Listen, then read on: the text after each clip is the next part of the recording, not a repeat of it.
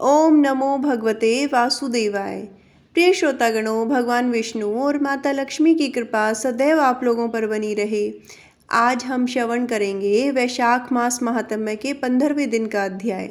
कल के अध्याय में आपने सुना गोपरतार तीर्थ की महिमा और श्री रामचंद्र जी के परम धाम गमन की कथा। आज हम सुनेंगे शिरोदक तीर्थ, बृहस्पति कुंड तथा रुक्मणी आदि कुंडों का महात्म्य। तो आइए श्रवण करते हैं आज की कथा। सूत जी कहते हैं, सीता कुंड से वायुव्य कोण में शिरोदक नामक तीर्थ है जो सब दुखों का नाश करने वाला है। पूर्व काल में राजा दशरथ ने वहीं पुत्र के लिए पुत्रेष्टि नामक यज्ञ किया था। यज्ञ के अंत में वहां भगवान अग्निदेव अपने हाथ में हविष्य से भरा हुआ सोने का पात्र लिए दृष्टिगोचर हुए थे। उस हविष्य में परम उत्तम विष्णु तेज व्याप्त था। राजा ने उसके 4 भाग करके अपनी पत्नियों को बांट दिया। जहाँ उस हविष्य अर्थात खीर की प्राप्ति हुई थी, वही क्षीरोदक नाम वाला तीर्थ प्रसिद्ध हुआ। जितेंद्रिय पुरुष उस तीर्थ में आदर पूर्वक स्नान करके संपूर्ण भोगों को बहुज्ञ पुत्रों को प्राप्त करता है। अश्विन शुक्ला एकादशी को व्रत का पालन करने वाला पुरुष वहां विधि पूर्वक स्नान करके ब्राह्मण को यथाशक्ति दान दे, इससे वह संपूर्ण मनोरथों को प्राप्त कर लेता है। उस क्षीरोदक स्थान से नैऋत्य कोण में बृहस्पति का कुंड प्रसिद्ध है। वह सब पापों का नाशक तथा पवित्र जल की तरंगों से सुशोभित है। जहाँ साक्षात बृहस्पति जी निवास करते हैं। वह तीर्थ सघन पत्तों की छाया से सुशोभित एवं नाना प्रकार के फल देने वाला है। पापियों के लिए वह दुर्लभ है। भादों के शुक्ल पक्ष की पंचमी तिथि में वहाँ की यात्रा फलदायी होती है। अन्य समय में भी बृहस्पति के दिन उसमें किया हुआ स्नान बहुत फलदायक है। जो मनुष्य वहाँ भगवान विष्णु तथा बृहस्पति का पूजन करता है, वह सब पापों से मुक्त हो वैकुंठ धाम में आनंद का अनुभव करता है। उसके दक्षिण भाग में परम उत्तम रुक्मणी कुंड है, जिसे श्री कृष्ण की प्रियतमा महारानी रुक्मणी देवी ने स्वयं निर्माण कराया था। उस समय भगवान विष्णु ने स्वयं ही उस कुंड के जल में निवास किया। पत्नी के स्नेह से वर देकर भगवान ने उस कुंड के महत्व को और बढ़ा दिया। मनुष्य को चाहिए कि वह मन और इंद्रियों को संयम में रखकर वहाँ स्नान, दान, वैष्णव मंत्र से होम, ब्राह्मण पूजन तथा भगवान विष्णु का अर्चन करे। कार्तिक कृष्ण नवमी को वहाँ की वार्षिक यात्रा करनी चाहिए। इससे सब पापों का नाश होता है। यात्रा करने वाला मनुष्य रुक्मणी और श्री कृष्ण की प्रीति के लिए अपनी शक्ति के अनुसार दान दे।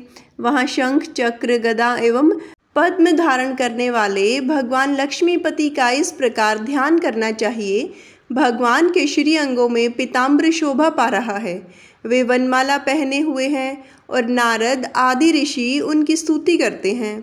मस्तक पर मुकुट शोभा पा रहा है तथा वे इंद्र, नीलमणि आदि दिव्य रत्नों के आभूषणों से विभूषित हैं। वक्षस्थल में कौस्तुभ मणि प्रकाशित हो रही है, जो समस्त कामनाओं एवं फल की प्राप्ति करने वाली है। भगवान की अंग कांति अलसी के फूल की भांति श्याम है। उनके नेत्र कमल दल के समान परम सुंदर हैं। इस प्रकार ध्यान करने पर मनुष्य निसंदेह संपूर्ण मनोरथों को पा लेता है और ईलोक में सब सुख भोग कर भगवान के लोक में आनंद का अनुभव करता है।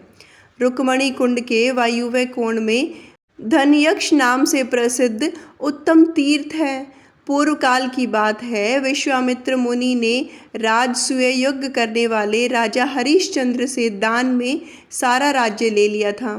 तत्पश्चात वह सब राज्य और धन एक यक्ष के संरक्षण में दे दिया।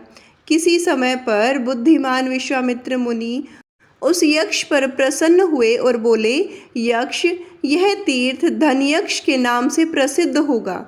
यहाँ नवों निधियों का पूजन करने से मनुष्य ईलोक में सुख और प्रलोक में आनंद का अनुभव करता है। महापदम, पदम, शंख, मकर, कच्छप, मुकुंद, कुंद, नील और खर्व, ये 9 निधियाँ हैं।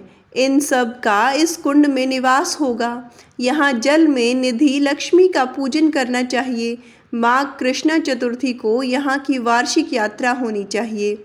उस समय स्नान और पितृ तर्पण विशेष रूप से करने चाहिए। धन यक्ष तीर्थ से उत्तर दिशा में वशिष्ठ कुंड नामक विख्यात तीर्थ है, जो सदा सब पापों का नाश करने वाला है। वहाँ तपोनिधि वशिष्ठ और निर्मल व्रत वाली अरुंधति जी का नित्य निवास है। उसमें आलस्य छोड़ के जो बुद्धिमान पुरुष स्नान और विशेष रूप से श्राद्ध करता है, उसे उत्तम पुण्य की प्राप्ति होती है। वहाँ वशिष्ठ और वामदेव जी का यत्न पूर्वक पूजन करना चाहिए। पतिव्रता अरुंधति देवी वहाँ विशेष रूप से पूजनीय है। उस तीर्थ में विधि पूर्वक स्नान और यथाशक्ति दान करना चाहिए। जो उसमें स्नान करता है वह वशिष्ठ के समान होता है। भाद्र मास की शुक्ल पंचमी को विधि पूर्वक मन और इंद्रियों को संयम में रखते हुए वहाँ की वार्षिक यात्रा करनी चाहिए और प्रयत्न पूर्वक श्रद्धा से भगवान विष्णु की पूजा करनी चाहिए। ऐसा करने वाला पुरुष सब पापों से शुद्ध चित्त हो भगवान विष्णु के लोक में जाता है। वशिष्ठ कुंड से पश्चिम दिशा में सागर कुंड के नाम से विख्यात एक तीर्थ है, जो संपूर्ण कामनाओं और मनोरथों की सिद्धि देने वाला है। उसमें स्नान और दान करने से मनुष्य संपूर्ण कामनाओं को प्राप्त कर लेता है। और सागर से नैऋत्य कोण में उत्तम योगिनी कुंड है, जहाँ जल में 64 योगिनियाँ निवास करती हैं। वे पुरुषों का संपूर्ण मनोरथ सिद्ध करती हैं और स्त्रियों को विशेष रूप से उत्तम सिद्धि प्रदान करने वाली हैं। वे सब की सब समस्त मनोवांछित फलों को देने वाली हैं। योगिनी कुंड से पूर्व परम उत्तम उर्वशी कुंड है, जिसमें स्नान करने वाला पुरुष स्वर्ग में उर्वशी को प्राप्त करता है। यहाँ स्नान करके मनुष्यों को भगवान विष्णु का पूजन करना चाहिए। ऐसा करने वाला विद्वान मनुष्य सदैव विष्णु लोक में निवास करता है। वह स्त्री हो या पुरुष, सब मनोरथों को पाता है। उर्वशी कुंड के दक्षिण भाग में उत्तम गोशार्क कुंड है, जो सब पापों का नाश करने वाला है। वहाँ स्नान और दान करने से मनुष्य सूर्य लोक में प्रतिष्ठित होता है। घाव से युक्त, कोढ़ी, निर्धन अथवा दुख से घिरा हुआ जो कोई भी मनुष्य वहाँ विधि पूर्वक स्नान करता है, वह संपूर्ण कामनाओं को प्राप्त कर लेता है। विशेषतः रविवार को वहाँ आदर पूर्वक स्नान करना चाहिए। रविवार के साथ यदि सप्तमी तिथि का भी योग हो तो वहाँ का स्नान बहुत फलदायक होता है। घोष नामक एक राजा ने किसी समय उस तीर्थ में स्नान और संध्या करते हुए मुनियों को देखा। तब उसने भी विधि पूर्वक आचमन करके स्नान किया। स्नान करते ही राजा का शरीर दिव्य हो गया, उनका मन आनंद से परिपूर्ण हो गया। तब मुनियों ने उस तीर्थ की महिमा जानकर राजा ने सूर्यदेव की प्रसन्नता के लिए स्तुति की।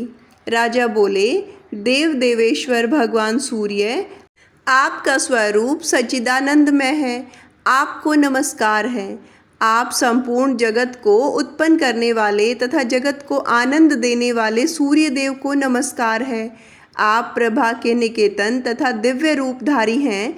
तीनों वेद आपके ही स्वरूप हैं, आपको नमस्कार है। योग के ज्ञाता तथा सत्स्वरूप आप भगवान विवस्वान को नमस्कार है। आप सबसे परे हैं, परमेश्वर हैं और त्रिलोकी का अंधकार नष्ट करने वाले हैं, आपको नमस्कार है। आपका स्वरूप अचिंत्य है, आप प्रभा फैलाने वाले तेज से संपन्न हैं, आपको सदा नमस्कार है। आप योग प्रिय, योग स्वरूपा और योगज्ञ हैं, आपको सदैव नमस्कार है। आप ओमकार स्वरूप, वष्टकार स्वरूप और ज्ञान रूप हैं, आपको नमस्कार है। यज्ञ, यजमान, हविष तथा ऋत्विज सब कुछ आप हैं, आपको नमस्कार है। आप संपूर्ण रोगों के नाशक, आत्मस्वरूप तथा कमलों को आनंद प्रदान करने वाले, आपको नमस्कार है। आप अत्यंत कोमल और अतिशय तीक्ष्ण हैं। संपूर्ण देवताओं का पालन करने वाले, आपको नमस्कार है। आप यज्ञ भोक्ता, भक्त रक्षक तथा प्रिय स्वरूप हैं, आपको नमस्कार है। आप निरंतर प्रकाश देने वाले और समस्त लोगों के हितकारी हैं, आपको नमस्कार है। मैं आपके चरणों में प्रणाम करने वाला शरणागत भगत हूँ। प्रभु आज मुझ पर प्रसन्न होइए।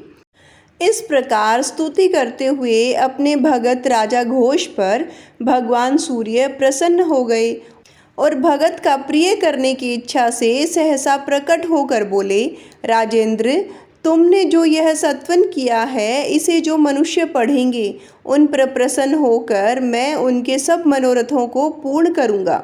यह स्थान आज से इस पृथ्वी पर तुम्हारे ही नाम से विख्यात होगा। जो यहाँ स्नान करेगा वह अपनी संपूर्ण कामनाओं को प्राप्त कर लेगा। इस प्रकार वरदान देकर भगवान सूर्यदेव अंतर्ध्यान हो गए।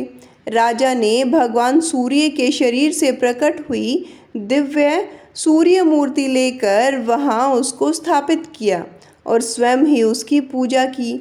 अतः राजा घोष के नाम पर उस तीर्थ का नाम घोषार्क कुंड हुआ। प्रिय श्रोतागणों, आज की कथा में इतना ही। आगे की कथा सुनने के लिए जुड़े रहिए हमारे चैनल हमारी संस्कृति हमारे संस्कार से। आइए अभी श्रवण करते हैं श्री तुलसी चालीसा। श्री तुलसी महारानी करूँ विनय सिर नाय, जो मम हो संकट विकट दीजिए मात नशाय। नमो नमो तुलसी महारानी, महिमा अमित न जाए बखानी। दियो विष्णु तुमको सन्माना, जग में छायो सुयश महाना। विष्णु प्रिया जय जयति भवानी, तिहु लोक की हो सुख खानी। भगवत पूजा कर जो कोई, बिना तुम्हारे सफल न होई। जिस घर तव नहीं होए निवासा, उस घर करहि विष्णु नहीं बासा। करे सदा जो तव नित सुमिरन, तही के काज होई सब पूरन। कार्तिक मास महात्म्य तुम्हारा, ताको जानत सब संसारा। तव पूजन जो करे कुमारी, पावे सुंदर वर सुकुमारी। करे जो पूजन नित प्रति नारी, सुख संपत्ति से होई सुखारी। वृद्धा नारी करे जो पूजन, मिले भक्ति होवे पुलकित मन। श्रद्धा से पूजे जो कोई, भवनिधि से तर जावे सोई। कथा भागवत यज्ञ करावे, तुम बिन नहीं सफलता पावे। छायो तब प्रताप जग भारी, ध्यावत तुम ही सकल चित्तधारी। तुम ही मात यंत्रन तंत्रन, सकल काज सिद्धि होवे क्षण में। औषधि रूप आप हो माता, सब जग में तव यश विख्याता। देव ऋषि मुनियो तपधारी, करत सदा तव जय जयकारी। वेद पुराणन तव यश गाया, महिमा अगम पार नहीं पाया। नमो नमो जय जय सुख करणी, नमो नमो जय दुख निवारिणी। नमो नमो सुख संपत्ति देनी, नमो नमो अग काटन छेनी। नमो नमो भगतन दुख हरनी, नमो नमो दुष्टन मद छेनी। नमो नमो भव पार उतारनी, नमो नमो प्रलोक सुधारनी। नमो नमो निज भक्त उभारनी, नमो नमो जन काज सवारनी। नमो नमो जय कुमति नशावनी, नमो नमो सुख उपजावनी। जयति जयति जय तुलसी माई, ध्याऊं तुमको शीश नवाई। निज जन जानी मोहि अपनाओ, बिगड़े कारज आप बनाओ। करूँ विनती मैं मात तुम्हारी, पूर्ण आशा करहूँ हमारी। शरण चरण कर जोरी मनाऊं, निश दिन तेरे ही गुण गाऊं। करहूँ मात अब मोह पर दाया, निर्मल होए सकल मम काया। मांगू मात यह वर दीजे, सकल मनोरथ पूर्ण कीजे। जानू नहीं कुछ नेम अचारा, क्षमहूँ मात अपराध हमारा। 12 मास करे जो पूजा, तासम जग में और न दूजा। प्रथम ही गंगा जल मंगवावे, फिर सुंदर स्नान करावे। चंदन अक्षत पुष्प चढ़ावे, धूप दीप नैवेद्य लगावे। करे आचमन गंगा जल से, ध्यान करे हृदय निर्मल से। पाठ करे फिर 40 की, स्तुति करे मात तुलसा की। यह विधि पूजा करे हमेशा, ताके तन नहीं रहे कलेशा। करे मास कार्तिक का साधन, सेवे नित पवित्र सिद्ध हुई जाही। है यह कथा महासुखदाई, पढ़े सुने सो भव तर जाई। तुलसी मैया तुम कल्याणी, तुम्हारी महिमा सब जग जानी। भावन तुझे मानित नित ध्यावे, गा गा कर माँ तुझे रिझावे। यह श्री तुलसी चालीसा, पाठ करे जो कोय, गोविंद सो फल पावही, जो मन इच्छा होय। प्रिय श्रोतागणों, तुलसी चालीसा का पाठ करने के बाद तुलसी माता की आरती का गायन अवश्य करें। इससे उच्च कोटि के पुण्य का लाभ मिलता है। तुलसी महारानी नमो नमो, हरि की पटरानी नमो नमो। तुलसी महारानी नमो नमो, हरि की पटरानी नमो नमो। धन तुलसी पूरण तप कीनो, धन तुलसी पूरण तप कीनो। शालिग्राम की बनी पटरानी नमो नमो। तुलसी महारानी नमो नमो, हरि की पटरानी नमो नमो। जाके पत्र मंजरी कोमल, जाके पत्र मंजरी कोमल। श्रीपति कमल चरण लपटानी नमो नमो, हरि की पटरानी नमो नमो। तुलसा महारानी नमो नमो। धूप दीप नैवेद्य आरती, धूप दीप नैवेद्य आरती। पुष्पन की वर्षा बरसानी नमो नमो। तुलसा महारानी नमो नमो, हरि की पटरानी नमो नमो। 56 भोग 3600 व्यंजन, 56 भोग 3600 व्यंजन। बिन तुलसी हरि एक न मानी नमो नमो। तुलसी महारानी नमो नमो, हरि की पटरानी नमो नमो। तुलसी महारानी नमो नमो। सभी सखी मैया तेरो यश गावे, सभी सखी मैया तेरो यश गावे। भक्ति दान दीजे महारानी नमो नमो। तुलसा महारानी नमो नमो, हरि की पटरानी नमो नमो। नमो नमो तुलसी महारानी, नमो नमो तुलसी महारानी। तुलसी महारानी नमो नमो, हरि की पटरानी नमो नमो। तुलसी महारानी नमो नमो। प्रेम से बोलिए तुलसी माता की जय। श्री हरि विष्णु भगवान की जय। माता लक्ष्मी की जय।